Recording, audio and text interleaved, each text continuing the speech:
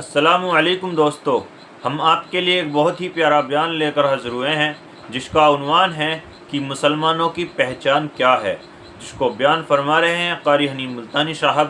آئیے چلتے ہیں بیان کی طرف، توجہ سنیں۔ کی طرف سے تبلیغی اصلاحی جلسہ منعقد کیا گیا۔ میں بھی جمعرات کو عموماً جلسوں پہ نہیں جایا کرتا چونکہ پابندی سے جمعہ پڑھاتا ہوں، اور اب وہ جوانی والی بات بھی نہیں رہی۔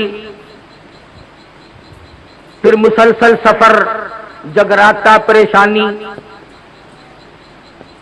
پھر اسٹیج پر میرا نمبر کبھی 1 بجے کبھی 12 بجے، جس دن 12 بجے مل جائے تو میں 2 نفل پڑھا کرتا ہوں۔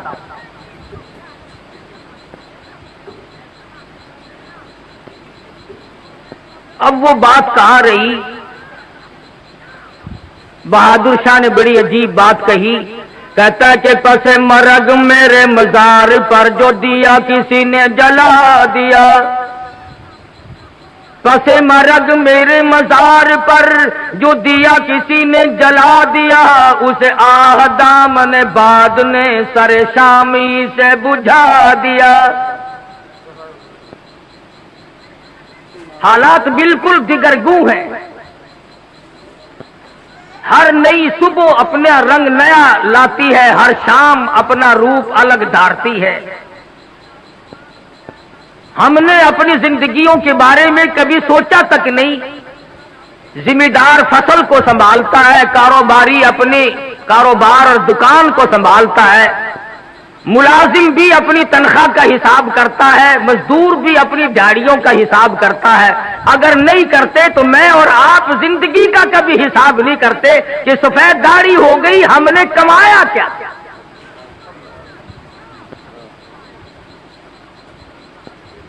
اتنی راتیں بیت چکی، اتنے دن بیت چکے، یہ عمر کا اتنا معقول حصہ گزر چکا ہوں، میں نے کمایا کیا؟ حضرت سری رحمت اللہ علیہ فرماتے ہیں کہ میں نے ایک بزرگ کو دیکھا، وہ خشک ستو پھانک کر اوپر سے پانی پی لیا۔ تو میں نے عرض کیا، حضرت جی پانی میں گھول کر کے بھی نہیں پیا؟ تو فرمانے لگے، بیٹا میرا یہ عمل 40 سال سے جاری ہے، 40 سال گزر گئے، خشک ستو پھانک کر پانی پی لیتا ہوں۔ تو پوچھا حضرت کیوں؟ فرمایا میں نے روٹی کھانے میں، چبا کر کھانے میں اور ستو پھانکنے میں حساب کیا، جتنی دیر میں آدمی روٹی چبا کر کھاتا ہے، مزے لے لے کر کے کھاتا ہے، اتنی دیر میں آدمی 170 مرتبہ سبحان اللہ سبحان اللہ سبحان اللہ کہہ سکتا ہے، اور پیٹ بھرنے کے لیے اتنا بڑا خسارہ کون اٹھائے؟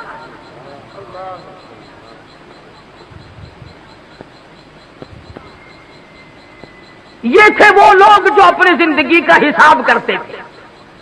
شاہجہاں پور میں ایک بزرگ تھے جنہوں نے ساری عمر ایک چھوٹے سے کھٹولے پہ سو کے گزار دی۔ مریدین نے کہا، حضرت بڑی چارپائی لا دیں، اس پہ پیر پھیلا کے سویا کرو، تو رو دیا اور فرمانے لگے، ارے باولو یہ دنیا پیر پھیلانے کی جگہ کہاں ہے؟ اگر نجات ہو گئی تو جنت میں پیر پھیلاؤں گا۔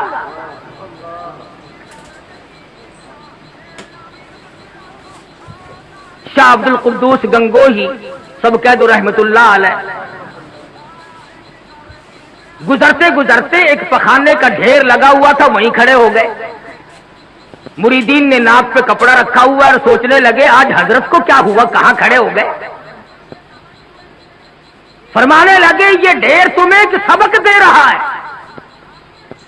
یہ تو نئی بات سنی، گندگی سبق دینے لگ گئی، کیا سبق؟ فرمانے لگے، یہ سبق دے رہا ہے کہ کل میں مٹھائی کی صورت میں رکھا تھا، جو دیکھتا تھا منہ میں پانی آ جاتا تھا، پھل فروٹ کی صورت میں تھا، غلے اور اناج کی شکل میں تھا، ہزاروں قسم کی شکل میں تھا۔ اے انسان، ایک رات تیری صحبت میں گزاری، میرا یہ حال ہو گیا ہے۔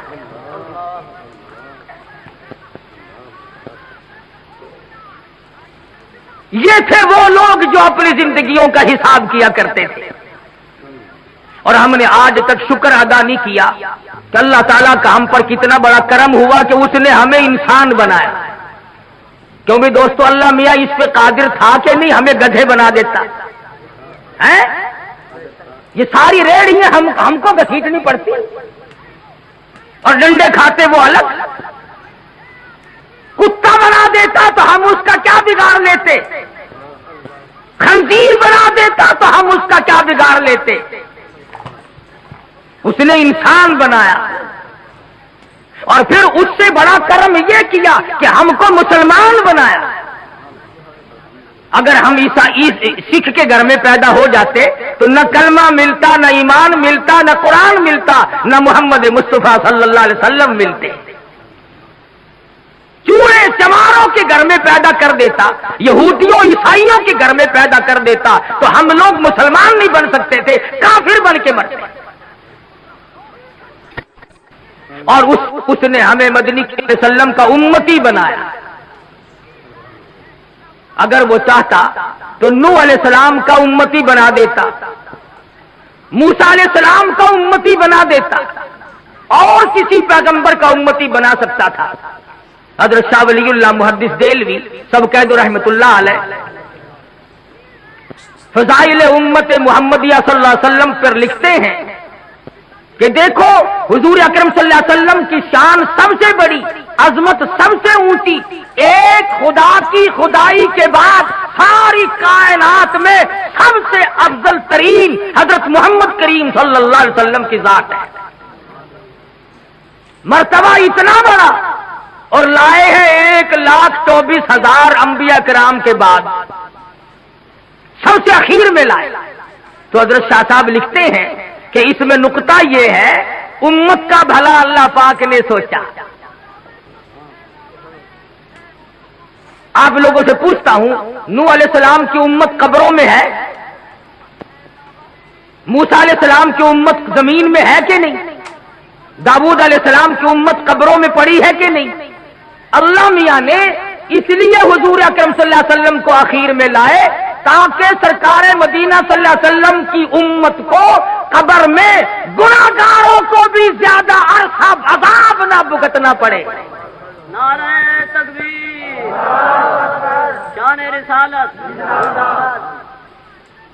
لاکھوں برس گزر گئے نوح علیہ السلام کی امت کو عذاب بھگتتے, فرمایا آخر میں لاؤ تاکہ گناہگار کا بھی بھلا ہو. اور پھر قیامت میں جب حساب و کتاب شروع ہو تو ترتیب تو یوں ہونی چاہیے نا کہ پہلے آدم علیہ السلام کی امت کا حساب و کتاب ہو, پھر نوح علیہ السلام کا, پھر موسیٰ علیہ السلام. اس طرح سے ترتیب وار ایک ایک نبی اور ایک ایک پیغمبر کی امت کا حساب و کتاب ہونا چاہیے. مگر یہاں یہ ہے کہ حساب و کتاب سرکار مدینہ صلی اللہ علیہ وسلم کی امت سے شروع ہوگا, اس لیے کہ قیامت کے خوفناک منظر میں, تباہ کن گھڑیوں میں, ہوش ربو حالات میں حضور کی امت کو کھڑے ہو.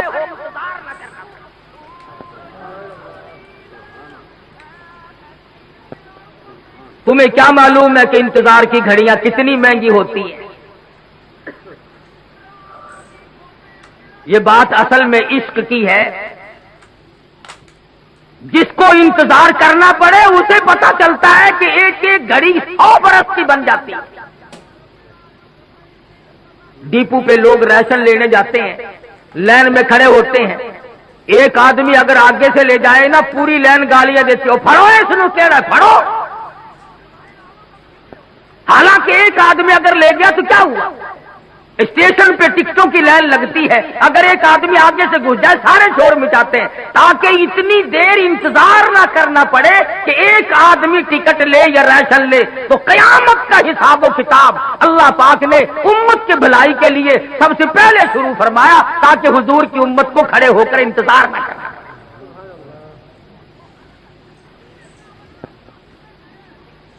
اب بھی اگر ہماری سمجھ میں بات نہ آئے تو پھر کسی کا کیا قصور ہے. مولانا مناظر حسن گیلانی مرحوم کی بات ہے, فرمایا محبت بھی ہوا کرتی ہے, دل بھی دل سے ملتا ہے, محبت بھی ہوا کرتی ہے، دل بھی دل سے ملتا ہے، یہ سب ہوتا ہے لیکن آدمی مشکل سے ملتا ہے۔ ملاتے ہو اسی کو خاک میں جو دل سے ملتا ہے، اور میری جان چاہنے والا بڑی مشکل سے ملتا ہے۔ آدمی یوں ہی پیدا نہیں ہوا کرتے۔ یہ جو دینی مدارس ہیں انہی کی برکت ہے ساری، کہ آج ملک میں قوم میں علوم دین اور دین کی رمک چمک باقی ہے، ورنہ قوم نے کوئی کسر نہ رکھی قرآن کریم سے عداوت میں، بغاوت میں، نفرت میں۔ جو بھی اچھا ہوشیار لڑکا ہوگا، تنو مند صحت مند ہوگا، وہ کالج پڑھے گا۔ اندھا لنگڑا للہ جو ہوگا وہ مدرسے میں آئے گا۔ جس کی لات ماری جائے اس کا باپ مدرسے میں لے کے آتا ہے، مولوی صاحب، قاری صاحب، اس کی والدہ کو بڑا شوق ہے قرآن پڑھانے کا، بس 4 بچے ہیں، ہمارا ارادہ یہ ہے کہ اس کو تو قرآن کا حافظ ہی بنانا ہے۔ ارے بنانا تیری ماں کا بس ہے، اس کو تو وہ انگریز لیتا ہی نہیں۔ اندھے کانے لنگڑے للے قرآن کے لیے اور ساری آل اولاد انگریز کے لیے۔ اور پھر دکانوں میں، بیٹھکوں میں، ہوٹلوں میں، کھیتوں پہ، گاڑیوں میں، موٹروں میں ایک بیٹھ کر کے عموماً بکواس کی عادت ہو گئی، اور مولویوں نے بیڑا گرک کر دیا۔ یہ ہوائی جہاز اغوا کر کے جو لے گئے تھے یہ مولانا تھے؟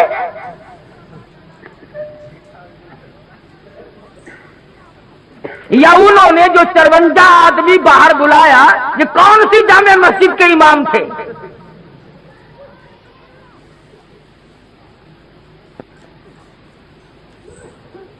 ذمہ داری سے کہتا ہوں، دیوبندی، بریلوی، اہل حدیث، تینوں مکتب فکر کے علماء کی طرف سے ذمہ داری سے کہتا ہوں، 14 اگست سن 47 سے لے کر، سمجھنا، 14 اگست سن 47 سے لے کر آج 16 اپریل سن 81 تک کا ذمہ وار ہوں کہ آج تک کسی مکتب فکر کے عالم نے ملک کے خلاف غداری نہیں۔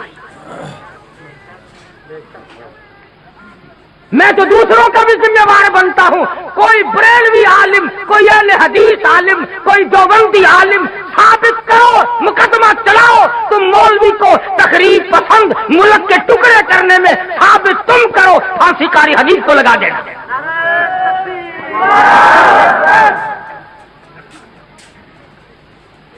شرم کی بات ہے، قرآن کے لیے قاری حنیف جولی پھیلا کر بھیک مانگتا ہے، کالج کے لیے اربوں روپیہ گورنمنٹ دیتی ہے، اور کالج کی پیداوار وہ ہے جو ملک کو تباہ کر رہی ہے۔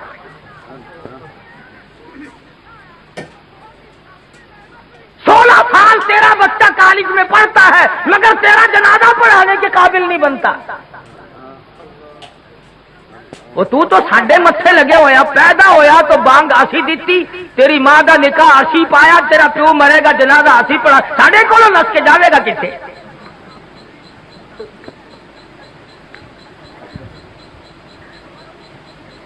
کچھ عقل کرو، ایک مزاج بنا ہوا ہے۔ اور اگر رزلٹ دیکھو نا، مڈل کا، میٹرک کا، کالج کا، ایف اے کا، بی اے کا، ہمارے عربی مدرسوں کے مقابلے میں رزلٹ لا کے دکھاؤ۔ تم نے 100 نمبر کے پرچے رکھے ہوئے ہیں، 40 بھی لے لے تو پاس ہے، 60 نمبر کم لے لے، ہمارے یہاں کل 50 نمبر ہیں اور یہ علماء 40 کر کے فیل کر دیتے۔ تمہیں دین کی کیسے قدر ہو؟ تمہارا واسطہ نہیں پڑا، تمہارا اس سے خرچ کچھ نہیں ہوا۔ سلطان عالمگیر سب کہہ دو رحمت اللہ علیہ، بادشاہ وقت ہے، حکمراں ہے دلی کا، در خیبر سے لے کر چاٹاگاؤں کی پہاڑیوں تک سلطان عالمگیر کی بادشاہت ہے، مگر دیندار اتنا ہے، توجہ کرنا، بادشاہ عالمگیر کو مدنی کریم صلی اللہ علیہ وسلم کی 5000 حدیثیں زبانی یاد تھی۔ بادشاہ کو 5000 حدیث شریف زبانی یاد تھی. اور آج کل کی ہائی تعلیم کے بارے میں تمہیں بتاؤں، کئی کتنے سالوں کی بات ہے، عام خاص باغ میں جلسہ ملتان میں ایک وزیر آیا، تقریر کرنے سے پہلے کہنے لگا پڑھو درود شریف لا الہ الا اللہ محمد الرسول اللہ.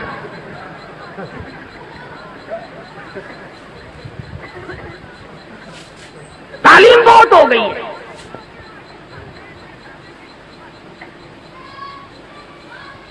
عالمگیر بادشاہ نے 40 علماء بٹھا رکھے تھے جو فتویٰ لکھتے تھے. رات کو فتوے سنا کرتا تھا اور اشکال پیدا کرتا تھا. ملا جیمن رحمت اللہ علیہ عالمگیر کا استاد ہے، انتقال کر گیا. میں نے اور آپ نے بھی مر جانا ہے.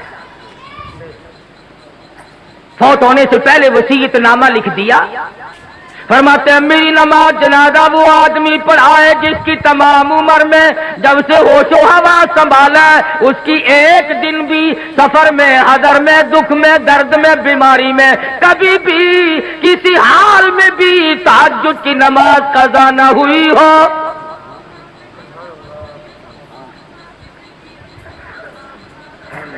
دلی کی جامع مسجد کے سامنے جنازہ رکھا ہے، سارا دن بیت گیا. علماء موجود ہیں، محدثین موجود ہیں، مفتی موجود تھے، قاری موجود تھے، قاضی موجود تھے، مگر کوئی جنازہ پڑھانے کی جرت نہیں کرتا. کبھی نہ کبھی دکھ میں، درد میں، شادی میں، غمی میں تہجد کی نماز چلی جاتی ہے، کوئی جرت نہیں کرتا. عصر کا وقت ہوا، بادشاہ عالمگیر استاد محترم کے جنازے کے قریب پہنچا اور منہ سے کپڑا اٹھا کے کہنے لگا او اللہ والے تجھے کیا ملا؟ دنیا سے جاتے جاتے میرا راز کھول گئے.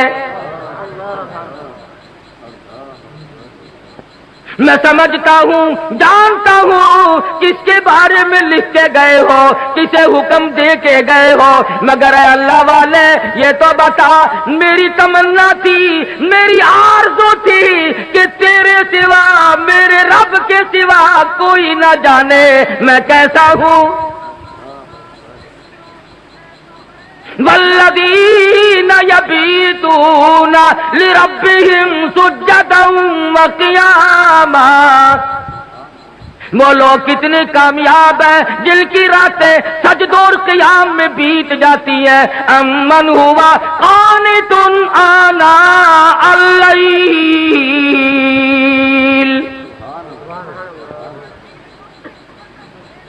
عالمگیر بادشاہ کھڑا ہو کے رو رہا ہے اور کہنے لگا اللہ والے تجھے کیا ملا؟ دنیا میں میرا راز کھول دیا، اب میں بڑا مشکل میں ہوں. اگر میں اپنا راز بچاتا ہوں تیرا جنازہ پڑھانے والا کوئی نہیں، تیرا جنازہ پڑھاتا ہوں تو میرا راز نہیں بچتا. اللہ والے میں مصیبت میں آ گیا ہوں. میری تو بڑی تمنا تھی میرے رب کے سوا کوئی نہ جانتا میں کیسا ہوں.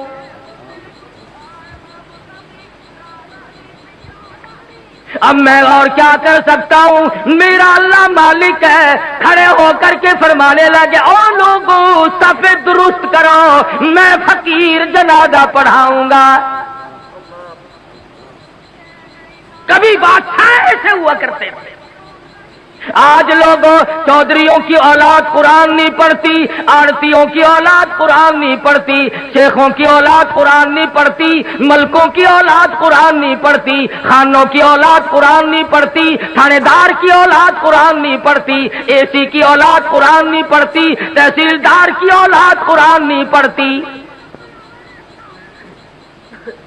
اس لیے کہ اس کو کوئی مقدس کتاب نہیں مانتا. ساری عمر میں چودھری نے کبھی بنگلے میں، کوٹھی میں، مکان میں، دکان میں قرآن کو داخل نہیں ہونے دیا. ہر چیز مکان میں آئے گی، دنیا دار آئیں گے، چھوٹے بڑے، امیر و غریب بنگلے میں، ڈیرے میں آئیں گے جائیں گے، مگر اللہ کے قرآن کے لیے داخلہ بند ہے. جب تک چودھری مرے گا نہیں قرآن کا داخلہ بند، جب تک شیخ مرے گا نہیں قرآن کریم کا داخلہ بند، جب تک ملک اور خان مرے گا نہیں اس وقت تک قرآن کریم کا داخلہ بند۔ اللہ، جب مر جائے فوراً داخلہ کھلتا ہے۔ اس مسجد کے مولوی کو بھی بلا کے لاؤ، اس مسجد کے مولوی کو بھی بلا کے لاؤ، ادھر کے طالب علم بھی بلاؤ، ادھر کے طالب علم بھی بلاؤ، چاروں طرف بیٹھے ہیں، قرآن مجید کی تلاوت ہو رہی ہے۔ مرنے والے کا بیٹا بیچ میں کھڑا ہوتا ہے اور کہتا ہے مولانا او قاری صاحب آج تو اتنا قرآن پڑھو، آج تو اتنا قرآن پڑھو، آج تو اتنا قرآن پڑھو، میرے ابا مرحوم کو بہشت میں ٹھوک کے جانا۔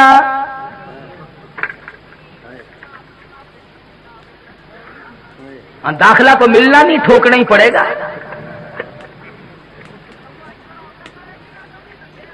آج قرآن یاد آیا، اس کا مطلب تو یہ ہوا کہ یہ قرآن مردوں کے لیے اترا ہے۔ موٹر کار زندوں کے لیے، ہوائی جہاز زندوں کے لیے، ریل گاڑی ہوائی تمام سواریاں تمام، سبزی ترکاری پھل فروٹ، عورت مرد کے لیے، مرد عورت کے لیے زندہ چاہیے۔ اور لوگوں انصاف کرو، ہر چیز زندوں کے لیے، خدا کا قرآن مردوں کے لیے۔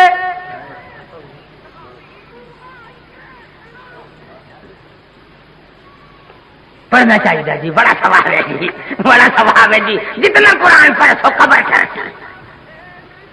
عقل نہیں رہتی آدمی میں بات کرنے کی۔ اب یہی وجہ ہے نا عقل سکھانے نہیں۔ یوں کہ یہ جو مولوی ہے نا، مولویوں نے بیڑا گرک کر دیا۔ کیسے بیڑا گرک کر دیا مولویوں نے؟ ہم نے کیا اپنا کیا، تمہارا تو نہیں کیا۔ جو آدمی 8ویں دن ختم دلایا کرتا تھا اب سال میں بھی نہیں دلواتا، یہ ہمارا نقصان نہیں؟ جو پہلے 7 مٹھائی پہ ختم دلوایا کرتا تھا اب گڑ کے چاولوں پہ ختم دلواتا ہے،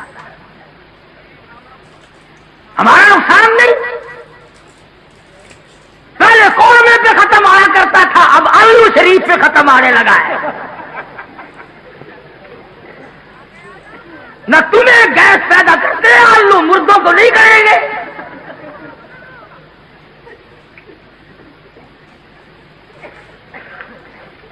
یہ ساری کی ساری باتیں بے عقل پن میں آدمی کرتا ہے، جب عقل سلیم نہیں رہتی اس وقت یہ بات کرتا ہے۔ امام الانبیاء محبوب کبریا حضرت محمد مصطفیٰ صلی اللہ تعالی علیہ وسلم کے نوجوان صحابہ، مرد تھے یا عورتیں تھیں، بوڑھے تھے یا جوان تھے، امیر تھے غریب تھے، تمام کے تمام نے کمال کر دیا۔ اور خود خدا کہتا ہے اولئک کتب فی قلوبہم الایمان،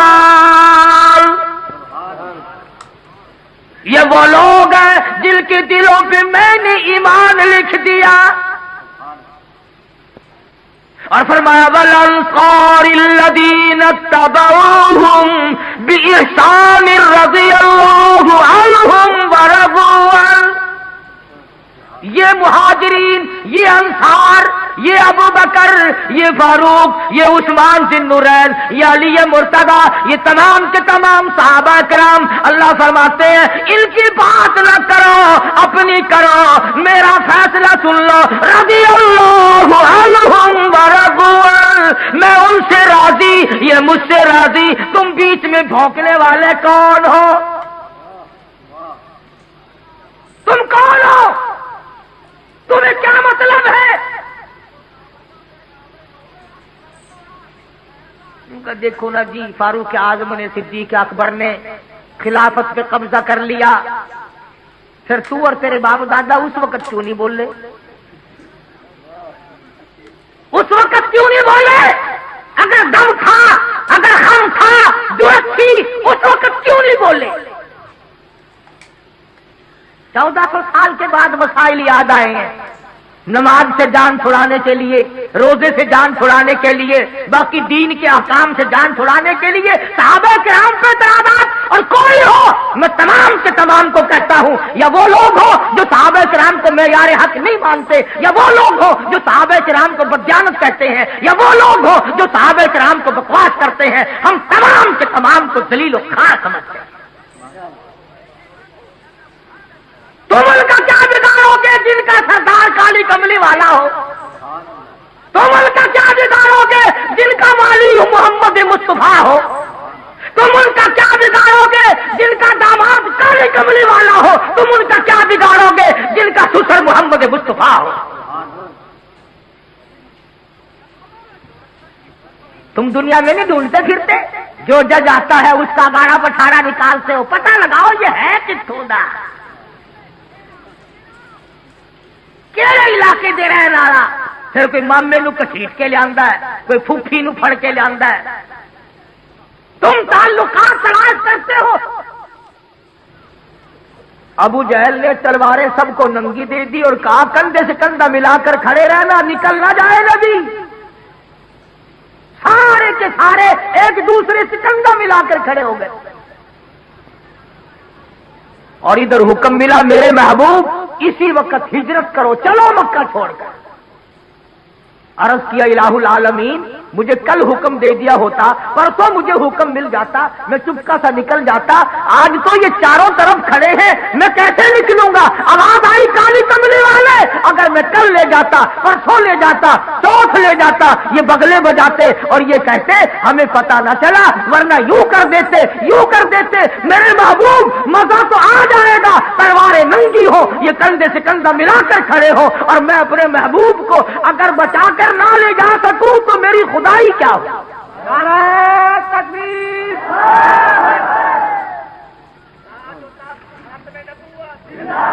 पता न चला, वरना यूं कर देते, यूं कर देते। मेरे महबूब मजा तो आ जाएगा, तलवारें नंगी हो, ये कंधे से कंधा मिलाकर खड़े हो, और मैं अपने महबूब को अगर बचाकर ना ले जा सकूं तो मेरी खुदाई क्या हो? नारे तकबीर,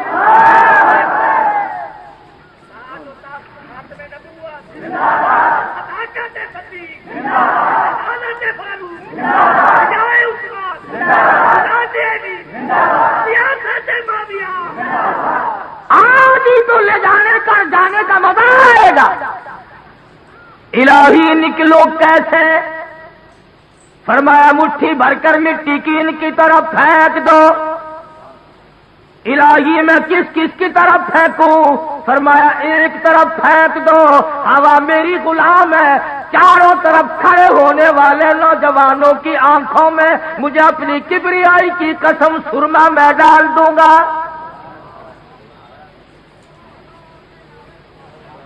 नबी ने मुट्ठी भरकर मिट्टी की फेंक दी, सबकी आंखों में तशरीफ ले गए। एक दूसरे को बराबर में कहने लगे, क्यों है बदमाश, मेरी आंख मिट्टी फेंक दी? उसने कहा पहले फेंक कर फिर भौंकना भी शुरू कर दिया।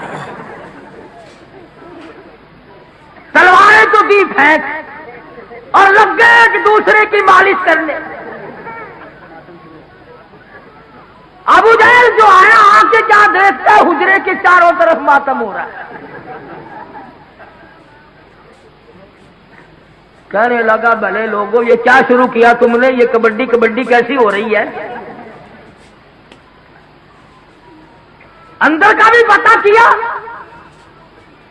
उधर काली कमली वाले सल्लल्लाहु अलैहि वसल्लम ने अल्लाह मियां की हुजूर में अर्ज कर दिया, मैं चलता तो हूँ, जाता तो हूँ, हिजरत जरूर करूंगा, तेरे इज़्ज़त और अमर के बगैर तो मैं जी नहीं सकता। पर ऐ परवरदिगार मैं नबी हूँ, इमामुल अंबिया हूँ, मक्के वालों की अमानतें मेरे पास है, सोने चांदी की जेवरात मेरे पास है, अबू जहल की लड़की की बालियां छल्ले मेरे पास है। इस वक्त अमानत वापस कैसे करूं? और अगर अमानत रह गई नबूवत के दामन पे दाग आ जाएगा।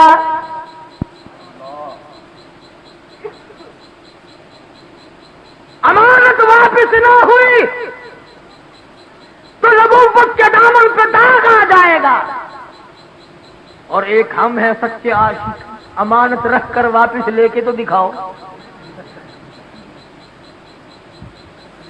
हम दीवाने हैं, हम परवाने हैं, कोई अमानत रख कर लेके तो दिखाए। ادھار وصول نہیں ہوتا تو امانت کون واپس کرے؟ صحابہ کرام وہ نوجوان تھے، یہود و نصارا عیسائی لوگ 2 سال کے لیے سفر میں جاتے تھے، اپنی جوان خوبصورت بچیوں کو صحابہ کرام کے گھروں میں چھوڑ جاتے تھے۔ ہمیشہ ایسا ہوتا رہا، کبھی کسی عیسائی نے، کبھی کسی کافر نے کالی کملی والے کے غلام کے ذمے تہمت نہ لگائی۔ انہوں نے غیر کی آبرو کی حفاظت کی، غیر کی عزت کی حفاظت کی۔ آج ہم سے اپنی حفاظت نہیں ہوتی۔ اب تو لوگ یوں لگ گئے کہنے کہ گھر میں عورت بٹھانے سے کیڑے لگ جاتے ہیں، عورت کو کیڑے کھا جاتے ہیں۔ اچھا، سارا بھی کیڑے کھا گئے کہ تیری باقی ہے؟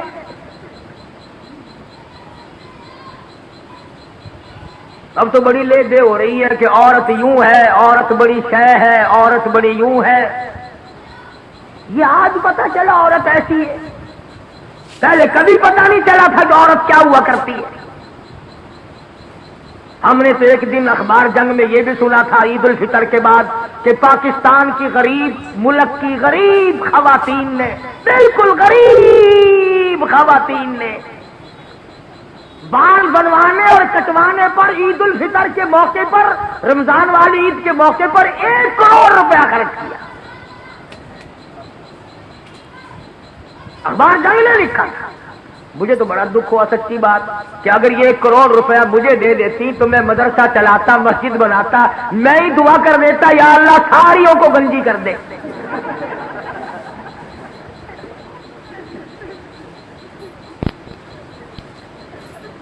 پر میری دعا کی یہ قائل نہیں۔ اور اخبار میں لکھا تھا کہ اتنا رش پڑا کہ راتوں کو لائن لگی رہی، اور لائن میں جہاں لڑکیاں تھیں، نو عمر چھوکریاں تھیں، اخبار میں یہ بھی لکھا تھا کہ نانی اماں اور دادی اماں بھی لگی ہوئی تھی۔ یعنی لائن میں جہاں لڑکیاں بڑکیاں تھیں وہاں پرانے پپے بھی لگے ہوئے تھے۔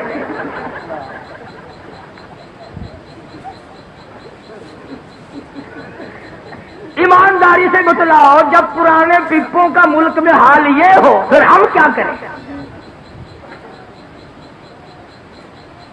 تہذیب دیکھیے اور الزام مولوی کو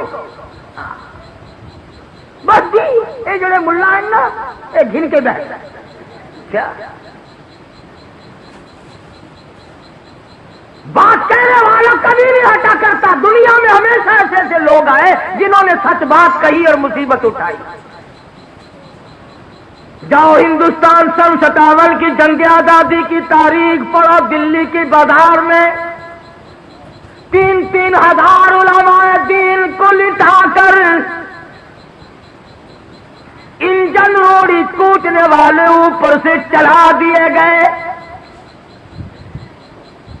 اور ایسا نہیں ہوا ایک کے اوپر سے گزرا دوسرا اٹھ کے بھاگا نہیں، آنکھ کھول کر آسمان کو دیکھ رہے تھے، کلمہ شہادت پڑھ رہے تھے۔ 3000 کے 3000 قیمت بن گیا، کچلے تو گئے، شہید تو ہو گئے، پر ایمان کا سودا ایک نے بھی نہ کیا۔ نعرہ تکبیر!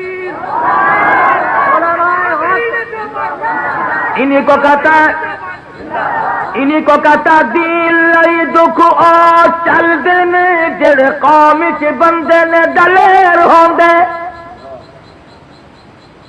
دین لئی دکھ او چل دینے جڑ قوم چ بندے نے دلیر ہوندے۔ رگڑ کھانی پڑے گی یا قرآن نہ پڑھ یا اللہ کا نام نہ لے، ورنہ مصیبتوں کے لیے تجھے تیار رہنا پڑے گا۔ کئی لوگ تانوں ملن گے وہ جی ساڈے بزرگاں نوں کوئی نہیں پھڑدا، ساڈے بزرگاں نوں کوئی نہیں پھڑدا، بھلا پھڑ کے کی کرے، کیا کرے پکڑ کے؟ کہتا دین لئی دکھ او چل دینے جڑ قوم چ بندے نے دلیر ہوندے، کون پوچھدا کاواں تے گدڑاں نوں، کدی پنجرے باز تے شیر ہوندے۔ جو چیز پکڑنے کی ہوگی اسے ہی کوئی پکڑے گا نا۔ یوں ہی جیل خانے میں کوئی روٹیوں کا خرچ بڑھانے سے کوئی فائدہ ہے؟ یہ وہ اللہ والے تھے جنہوں نے شاملی کے میدان میں قربانی دی.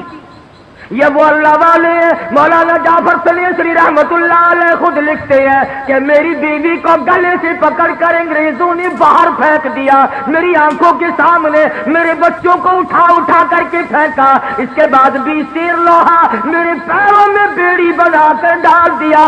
جب میں چلتا تھا 4 انگریز مجھے چابک مارتے تھے. یوں ہی نہیں ہے. حضرت لاہوری رحمت اللہ علیہ کا ختم نبوت کی تحریک میں برف کی سلی پہ لٹایا ہوا ہے, اور لاہوری اپنے بوڑھے پہ ترس کھا, اپنی ضعیفی پہ ترس کھا, اپنی ناتوانی پہ ترس کھا. بعد آ جا یہ مطالبہ ترک کر دے. لاہوری برف کی سلی پہ کہتا دین لئی دکھ چل دینے جڑے قوم چ بندے نے دلیر ہوندے. کون پوچھدا کاواں تے گدڑا نو کدی پنجری باز تے شیر ہوندے.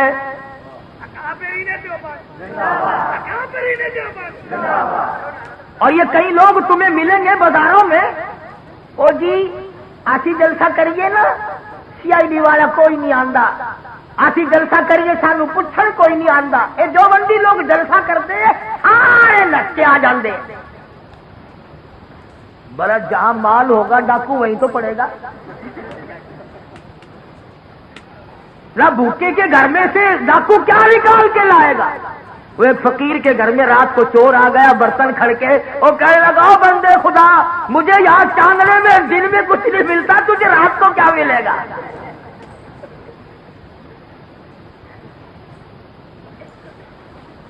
یہ وہ لوگ تھے جنہوں نے ہر موڑ پہ قربانی دی. مولانا جعفر سلیسری رحمت اللہ علیہ فرماتے ہیں امبالے کی جیل میں رکھا گیا, لاہور لا کر کے ہم 3 آدمیوں کو پھانسی کا حکم سنایا گیا. جو انگریز افسر پھانسی کا حکم سنا رہا تھا, تینوں کے تینوں عالم مولانا جعفر سلیسری, مولانا یحییٰ پٹنہ والے, مولانا حمید اللہ صورت والے ایک دوسرے کے بغل گیر ہونے لگے. مبارک ہو مبارک ہو مبارک ہو, اچھل رہے ہیں, ہنس رہے ہیں, خوشیاں منا رہے ہیں. وہ انگریز کہنے لگا یہ تو ایسا پیغام ہے جس کے سننے ہی سے ہی آدمی کا دم نکل جاتا ہے, تم تو اچھل رہے ہو, بڑے خوش ہو رہے ہو. اور کہنے لگے کہاں ہم اور کہاں شہادت, کہاں ہم. اور اسی کو کہتا لیے پھرتی ہے بلبل چوچ میں گل, لیے پھرتی ہے بلبل چوچ میں گل, اور ڈھونڈتی ہے شہید ناز کی تربت کہاں ہے. ہم تو خوش ہیں کہ شہادت کا انتظام پروردگار نے کر دیا. انگریز واپس گیا اور جا کر کے وہ جو بیٹھا تھا نا فل بینچ, پتہ نہیں انگریزی پڑھا ہوا نہیں نا, آئندہ تم بھی نہیں پڑھا کرو گے, میٹرک تک انگریزی زبان معاف ہو گئی. فل بینچ کے پاس گیا کہ مولوی تو خوش ہو رہے ہیں. کون سے مولوی, کوئی ختم کی خبر دی تھی کہ نہیں, کہ وہ 40ویں کی دعوت کھانے والے کہ نہیں, جن کو میں نے پھانسی کا حکم سنایا وہ تو اچھل رہے ہیں, مبارکباد ایک دوسرے کو دے رہے, خوشیاں منا رہے ہیں. سارا فل بینچ اٹھا کہ دیکھ کے آئے, آ کے دیکھا تو مولوی تو بڑی خوشی منا رہے ہیں, بڑے اچھل رہے ہیں. ایک انگریز کہنے لگا مولوی صاحب کیا ہوا, کہنے لگا مزے ہو گئے. بات کیا بڑی اٹھنے کا مقصد مل جائے تو اور کیا چاہیے. اللہ پاک نے شہادت کا انتظام کر دیا. پروردگار عالم کے حکم سے اللہ میاں کے محبوب کے دروازے پہ حاضر ہوں گے, عرض کریں گے یا رسول اللہ تیرے حکم پر, تیرے قرآن پر سر کٹا کے ہم آ گئے. انگریز کہنے لگے, وہ فل بینچ پھر بیٹھا کہ دوبارہ پھر بیٹھو. اور کہیں نہ کچھ کام ہوتا ہی نہیں انگریزوں کو, اور انگریزی والوں کو سیٹ ڈاؤن ہی کرتے رہتے. بیٹھ گئے. پھر جج بولا کہ مولویوں کی پھانسی کا حکم کینسل. بولنے کا کیوں؟ کہ ہم نے مولویوں کو خوش نہیں ہونے دینا.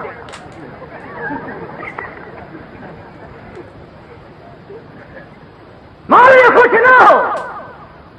وہ پھر پروانہ آیا. اس نے کہا مولویوں کہ جی تمہاری پھانسی کا حکم کینسل ہو گیا. مولانا جعفر سنیسری فرماتے ہیں ہم تمام کے تمام بیٹھ کے رونے لگے اور پڑھنے لگے وَلَا تَقُولُوا لِمَن يُقْتَلُ فِي سَبِيلِ اللَّهِ. ہم تو منتظر تھے اس کی راہ میں موت آئے گی, اس کے نام پہ موت آئے گی, اس کے کام میں موت آ جائے گی. اور اللہ پاک فرمائیں گے بل احیاء ولکن لا تشعرون. مولانا فرماتے ہیں کہ ہمیں پھانسی کا حکم تو کینسل کر دیا گیا. ہم نے جب سنا تھا تو ہم نے رات سے ہی گھاس کے تن کے چبا کر روزے کا ارادہ کر لیا. اللہ کے دربار میں جائیں گے تو روزہ دار ہو کے جانا چاہیے. اور تم روزے رکھو گے دودھ جلیبی کھا کر, تم روزے رکھو گے ڈبل روٹیاں کھا کر, کوفتے کھا کر, اور ان اللہ کے بندوں نے روزہ رکھا گھاس کے تن کے چبا کر. ہاں تم تو پھر بھی کہیں نہیں رکھتے. جس کو دیکھو نا چودھری صاحب آج روزہ نہیں رکھا, عجیب وہ طبیعت خراب ہے. اور عید والے دن اگلی صف میں. شام کو اگر چاند کا پتہ نہ چلے مولانا تو چاند کی طرح نہیں آئی. جس نے ایک روزہ نہیں رکھا. وہ ایک مرتبہ یہاں پاکستان میں ایوب خان کے زمانے میں عید کا چاند ہمیشہ تو شام کو نظر آتا ہے نا, رات کے 2:30 بجے نظر آیا تھا. ہم مولوی سارے اکڑ گئے, منع کہ عید نہیں, ہم نہیں پڑھاتے. ملتان کے مولویوں کا اتفاق تھا اس زمانے میں, سارے اکڑ گئے. تو وہ جیل سے ایک پٹھان کو لائے. سرکاری لوگوں کو تو پڑھنی تھی نا. اب وہ پٹھان نے جب عید کی نماز پڑھائی تو اس نے بجائے 6 تکبیروں کی 12 ٹھوکی.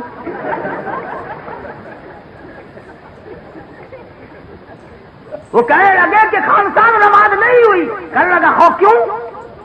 کہ تم نے تکبیر 12 کہی. لگا اچھا ہے نا, زیادہ بول رہا ہے نا, کم تو نہیں بول رہا. کہ جی سجدہ کیوں آنا چاہیے تھا ورنہ نماز نہیں ہوئی. کہنے لگا خود تمہارے باپ کا ملازم ہے, ادھر قید کاٹتا ہے یا تکبیر پکاتا ہے.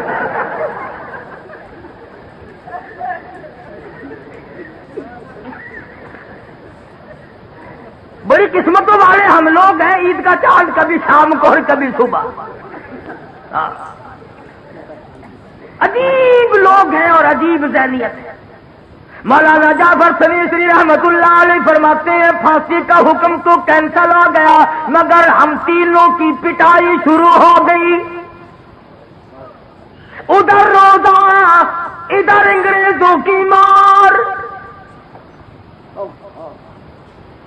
یہ تھے وہ لوگ جن کو قرآن کریم کہتا ہے فَالَّذِينَ هَاجَرُوا وَأُخْرِجُوا مِن دِيَارِهِمْ وَأُوذُوا فِي سَبِيلِي وَقَاتَلُوا وَقُتِلُوا لَأُكَفِّرَنَّ عَنْهُمْ سَيِّئَاتِهِمْ وَلَأُدْخِلَنَّهُمْ جَنَّاتٍ تَجْرِي مِن تَحْتِهَا الْأَنْهَارُ.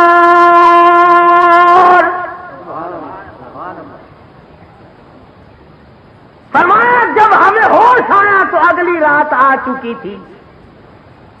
پلاٹ میں پڑے تھے, گھاس کے تنکے توڑ کر منہ میں چبا کر سارا دن کی پٹائی والا روزہ افطار کر دیا. یہ تھے وہ لوگ جنہوں نے صحابہ کرام سے شجاعت سیکھی, قربانی سیکھی. تو بات یہاں سے چلی. اللہ پاک نے حکم دیا میرے محبوب چلو. عرض کیا میرے پاس امانتیں ہیں, میں کس طرح واپس کروں, اب رات کا وقت ہے. فرمایا میرے نبی یہ علی ہے, ان کے حوالے کرو. اے علی سونے کی امانت مکے والوں کی امانت تیرے حوالے، چاندی کی امانت تیرے حوالے، ابو جہل کی لڑکیوں کے بالیاں چھلے تیرے حوالے، ان کے ستو کھجورے تیرے حوالے، مکے والوں کی ساری امانتیں تیرے حوالے، پر اے ابو بکر آ جا، میں خدا کی امانت تیرے حوالے، میری امانت تیرے حوالے۔ اور صبح جب ہوئی اور کافروں نے جا کر دیکھا تو حضور اکرم سب کہہ دو صلی اللہ علیہ وسلم کے بستر پر سیدنا علی مرتضی رضی اللہ تعالی عنہ سوئے ہوئے تھے۔ فرمایا میرے علی تو میرے نبی کا بستر بن جا، بستر میرے نبی کا۔ فرمایا اے علی وجود تیرا، بستر میرے نبی کا، آرام کر۔ یہ فضیلت والی بات ہے نا، کیا شان ہے حضرت علی کی کہ وجود ہو علی کا اور بستر ہو نبی پاک کا۔ فرمایا سو جا، 3 گھنٹے 4 گھنٹے رات باقی ہے، اے علی وجود ہو تیرا، بستر ہو میرے محبوب کا اور 3-4 گھنٹے ہو، رات کو سو جا۔ اور ادھر آواز آئی اے صدیق میرا نبی ہو اور تو بستر بن جا 3 دن کے لیے، میرے نبی کے لیے بستر بن جا۔ اور ایک اور بات عرض کر دوں، تمام دنیا مانتی ہے کہ حضرت علی حضور کے بستر پر، بولو تھوڑے تھوڑے نیند آ جائے گی ورنہ تمہیں، حضرت علی کے بستر پر سو گئے۔ تیرے بیٹے کو اگر پولیس پکڑ کے لے جائے نیند آتی ہے؟ بھائی کو پکڑ کر کوئی ڈاکو لے جائے نیند آتی ہے؟ تمہارے رشتے داروں عزیزوں اقربا کو اگر کوئی لے جائے تمہیں نیند نہیں آتی؟ اور وہ علی کہتا ہے کہ ابو بکر کے حوالے نبوت ہو گئی اور خود سو گیا۔ اگر صدیق نبی کا دوست نہیں تو حضرت علی کو نیند نہیں آ سکتی۔ یا پھر اس بات کی تردید کرو کہ حضرت علی سوئے۔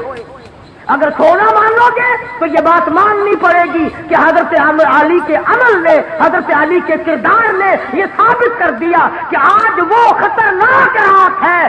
اگر میں ہوتا نبی کے ساتھ تو خطرہ تھا، صدیق ہے، لہذا دنیا کی کوئی طاقت نبی کو نقصان نہیں پہنچا سکتی۔ حضرت علی کے عمل نے، قول نے، کردار نے یہ ثابت کر دیا کہ ابو بکر جیسا وفادار کائنات میں کوئی نہیں، زمین پہ کوئی نہیں، آسمان کے نیچے کوئی نہیں، اس لیے حضرت علی کو نیند آئی۔ اور علی اتنا بزدل بھی نہیں تھا، جب حضور صدیق کے پاس گئے اڑ کے کھڑا ہو جاتا، دیکھو جی یہ چھلے چھلے اس کے حوالے کرو، میں آپ کے ساتھ رہوں گا، خطرناک رات ہے، مجھے کسی کا اعتبار نہیں۔ فرمایا میرے محبوب بلال تیرے دروازے پہ آیا، سہیل تیرے دروازے پہ آیا، تمام صحابہ کرام تیرے دروازے پہ آئے، ہجرت والی رات اور کالی کملی والے آج صدیق کے دروازے پہ خود تشریف لے چلا۔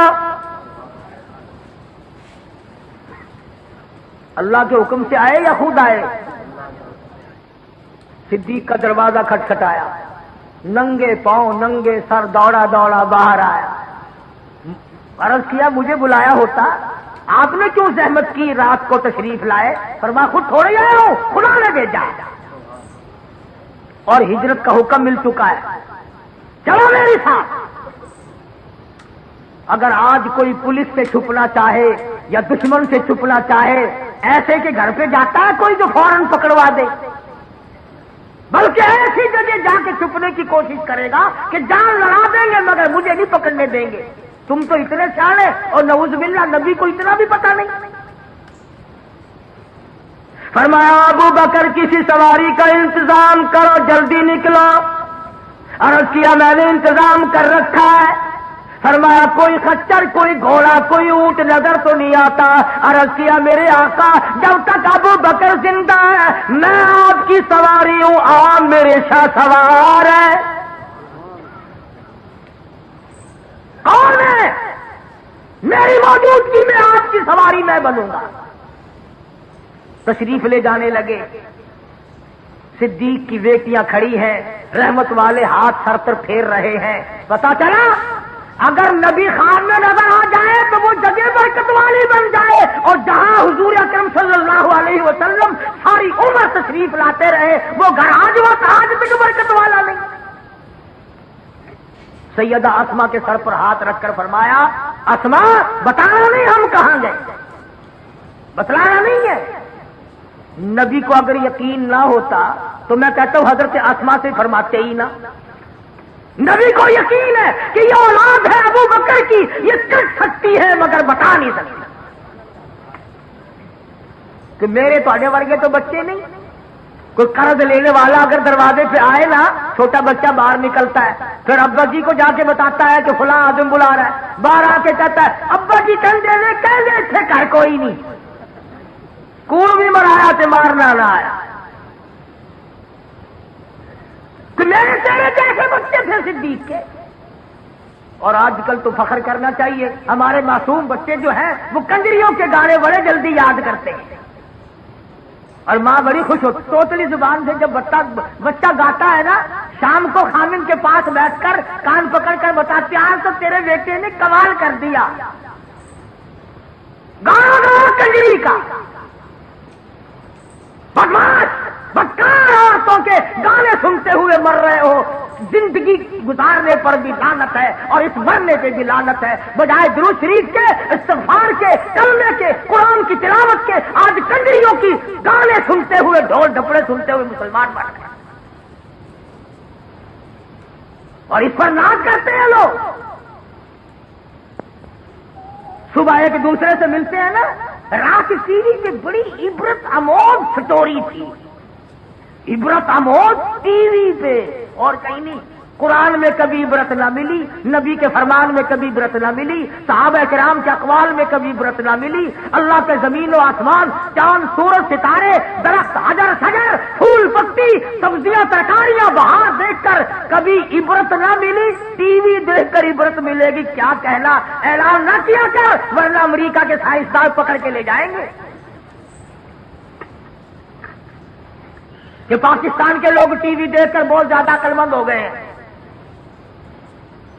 مدنی کریم صلی اللہ تعالی علیہ وسلم کو ابو بکر اٹھا کے لے کے چلے، پہاڑ کی طرف چڑھنے لگے، علماء کرام نے لکھا پہاڑ کے چاروں طرف پتھروں سے آواز آئی، او صدیق ذرا مہربانی کر ادھر لا، چکر کھا کے چڑھ، نبی کو ادھر لا، دیدار کرا، دیدار ہو نبی کا۔ پتھروں کو دیدار کا شوق ہو سکتا ہے، درختوں کو شوق ہو سکتا ہے، پتھر کے ٹکڑے گواہی دے سکتے ہیں، چاند سورج گواہی دے سکتے ہیں، آج مسلمان دین متین کے حق ہونے کی گواہی دینے سے قاصر ہے، اس لیے کہ مرنا یاد نہیں، اگر مرنا یاد ہوتا اس طرح کی باتیں کبھی نہ کرتے، ساری زندگی میں اس طرح پر بربادی نہ ڈالتے۔ اسی کو کہتا ہے اذا جاء اجلها لا يستاخرون ساعة ولا يستقدمون۔